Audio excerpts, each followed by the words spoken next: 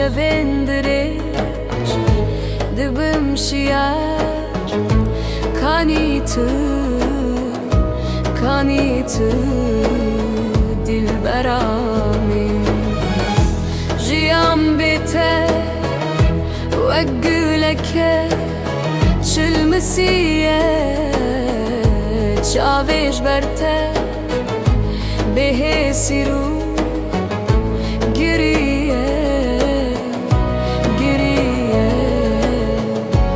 yara min dê were yara min dê were sebra min derman ke birîna min ji derdê tez din alim gelek ez bê halim dê were çewreşan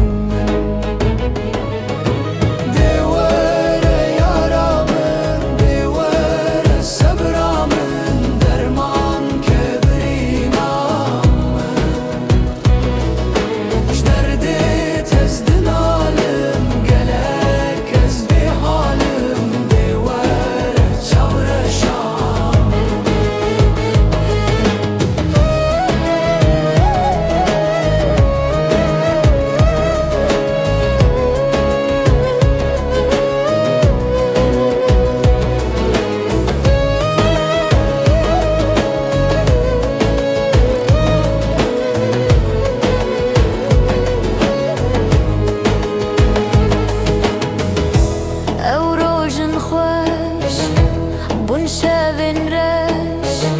lirêka min ji dest min şû bejna ciwan li dil vebû kulujan ez nikarim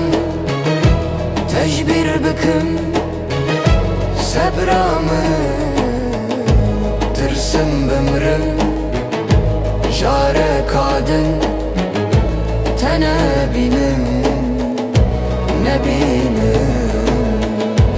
yara min va derdê bêderman bi kul û êş û jan gijber te yaram çend heyv û çend salan bê hekîmê Lukman ditna tejmir bû derman